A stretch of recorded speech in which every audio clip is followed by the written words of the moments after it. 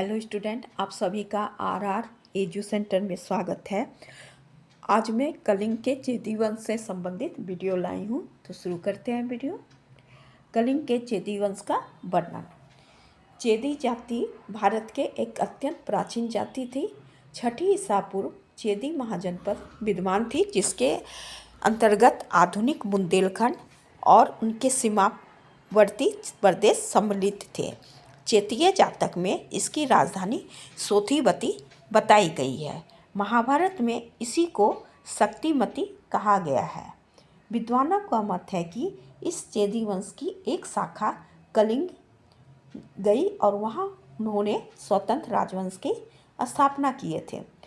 इतिहासकार के अनुसार कलिंग के चेदी राजवंश के संस्थापक महामेघवाहन नामक व्यक्ति थे। इस वंश के नाम महामेघवाहन वंश भी कहा जाता है। इस राजवंश की सर्वाधिक शक्तिशाली शासक खारवेल थे। खारवेल प्राचीन भारतीय इतिहास के शक्तिशाली राजाओं में से एक थे।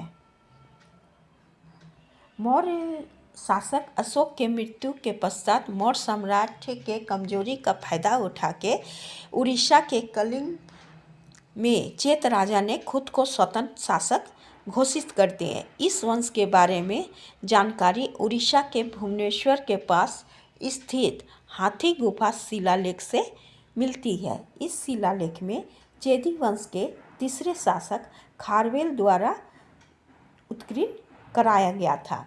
खारवेल जैन धर्म के अनुयायी थे। 161 ईसा पूर्व उन्होंने कुमारगिरी में जैन परिषद का आयोजन करवाए थे। चेदी साम्राज्य की पूर्व राजधानी सुक्तिमती नदी के किनारे स्थित थी। अलेक्जेंडर कनिंघम इस नदी की पहचान महानदी के रूप में किए हैं। डीसी सरकार का मत है कि शक्तिमाती नदी ही सुक्तेल नदी है, जो महानदी की एक सहायक नदी है। सुक्तेल नदी तेल नदी से मिलकर महानदी में जुड़ जाती है। चेदी राष्ट्र के राजा अभिचंद्र के पुत्र बासु इस वंश के राजा थे। बासु एक शक्तिशाली शासक थे।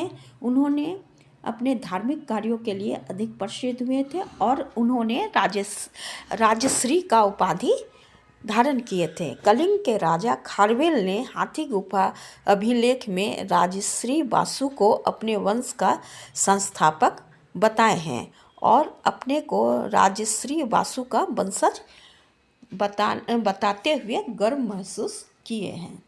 चेदी वंश को चेता वंश या चेतवंशा के नाम से भी जाना जाता है।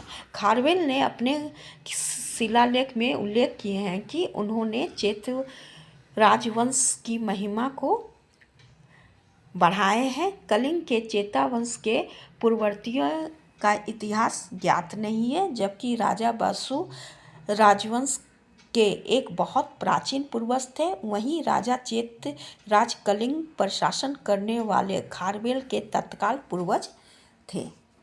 हाथी गुफा अभिलेख में एरा शब्द उल्लेख है, जिसके बारे में प्रिंसेप और राजेंद्र लाल मित्रा जैसे विद्वानों का मानना है कि हाथी गुफा शिलालेख में वर्णित एरा शब्द चेदी वंश के इस नाम के राजाओं में से एक का उल्लेख है, लेकिन अन्य विद्वानों के अनुसार एरा कलिंग के चेदी राजाओं के एक वंशानुगत नाम था।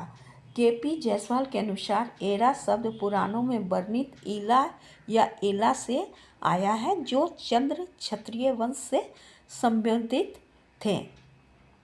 ऐसा माना जाता है कि कलिंग के चेदी शासकों ने पुराणों में वर्णित प्रसिद्ध चंद्र क्षत्रिय वंश से अपने संबंध पुष्टि करने के लिए स्वयं को एरा कहे हैं। राजा खारवेला चेदी राजवंश के सबसे शक्तिशाली शासक थे। यह 24 वर्ष की आयु में राजा के पद पे आसीन हुए थे। खारवेल के बारे में भुवनेश्वर के पास उदयगिरी गुफा में मिले हाथी गुफा शिलालेख से इनकी जानकारी मिलती है। हाथी गुफा की खोज 1820 ईस्वी में सटलिंग ने की थी। खारवेल की 2 पत्नी थी। पहली पत्नी का रानी पहली पत्नी ललार्क, जो वजीरगढ़ के नाम से विख्यात थी। वजीरगढ़ आधुनिक समय में मध्य प्रदेश के बेलागढ़ के रूप में चिन्हित किया गया है। दूसरी पत्नी सिन्हू पथ के नाम से प्रसिद्ध थी। खारवेल ने कलिंग के सेना और सैन्य बल को पुनः स्थापित किए थे।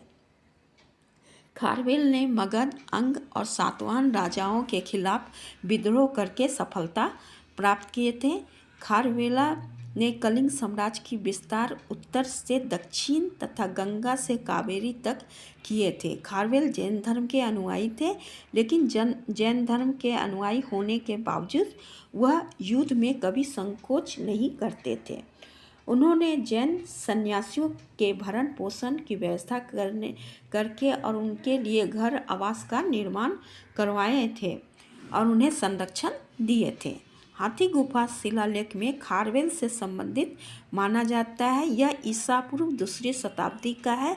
यह ब्राह्मी लिपि में लिखा गया 17 पंक्ति का शिलालेख है, जो उदयगिरी पहाड़ी के भुवनेश्वर उड़ीसा में पाया गया है, जो अशोक के धौली शिलालेख से 6 मील दूर है। खारवेल शिलालेख में मौर्य वंश के 165वें वर्ष और खारवेल के शासनकाल के 13वें वर्ष तक का उल्लेख है, जिसमें राजा का संक्षिप्त जीवन का परिचय दिया गया है।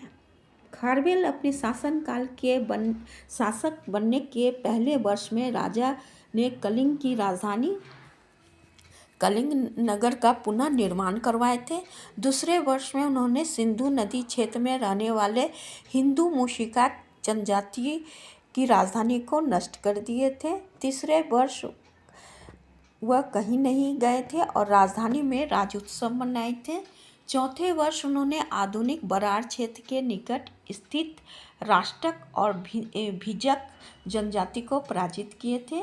5वें वर्ष राजा खारवेल ने अपने शासनकाल के 5वें वर्ष मगध में राजा महापद्मनंद द्वारा बनाए गए 300 साल पहले की तंसुली नामक नहर का विस्तार अपनी राजधानी कलिंग नगर तक करवाए थे, ताकि पानी पूरे राज्य को मिले।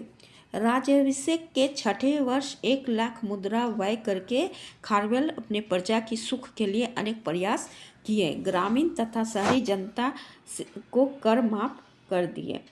7वें वर्ष उनकी पत्नी वजीरघरवती ने एक बच्चे को जन्म दिया था। यह पुत्री थी या पुत्र, इसका विवरण नहीं है। 8वें वर्ष में वे बराबर पहाड़ी तक पहुंचकर राजगीर के राजा को पराजित किए थे। 9वें वर्ष में प्राचीन नदी के किनारे महाविजय प्रसाद नामक महान स्थल का निर्माण करवाए थे। खारवेल ने अपने शासनकाल के 10वें वर्ष अपनी सेना को पुनः उत्तर दिशा की ओर भेजे थे। 11वें वर्ष में उन्होंने मगध पे आक्रमण करके मगध के शासक को पराजित किए थे। उन्होंने मगध के बृहस्पति मित्र को पराजित किए थे। विद्वानों के अनुसार पुष्यमित्र शुंग का दूसरा नाम बृहस्पति मित्र था। खारवेल ने अपने शासनकाल के 12वें वर्ष में उत्तर और दक्षिण के बड़े बड़े शासक को पराजित किए थे और अपने शासनकाल के 13वें वर्ष वह भुवनेश्वर में एक जैन भव्य मंदिर का निर्माण करवाए थे। अभिलेख में उसे राजश्री कहा गया है। इसके अतिरिक्त इनके कई उपाधि थे: लेमराज, वृद्धराज, भिक्षुकराज, धर्मराज और महाविजय राज। चेदी वंश का पतन। खारवेल के मृत्यु के पश्चात उसके उत्तराधिकारी कमजोर थे। 2री शताब्दी ईस्वी के आरंभिक भाग में सातवाहन वंश के गौतमीपुत्र सातकर्णी ने दक्षिण कौशल पर विजय प्राप्त कर ली और उस पर अपना अधिकार कर लिए। 2री और 3री शताब्दी ईसा पूर्व मेघवाहन वंश फिर से उभरे और दक्षिण कौशल पर अपना पुनः आधिपत्य प्राप्त कर लिए। समुद्रगुप्त ने अपने दक्षिणापथ अभियान के दौरान कौशल के महेंद्र को हराया था, जो संभवतः मेघवंश से संबंधित थे। परिणाम स्वरूप 4वीं शताब्दी ईस्वी में दक्षिण कौशल गुप्त साम्राज्य के हिस्सा बन गया। इसी तरह धीरे धीरे चेदी वंश का पतन हो गया। चेदी वंश से संबंधित मेरा वीडियो यहीं तक था। Thank you.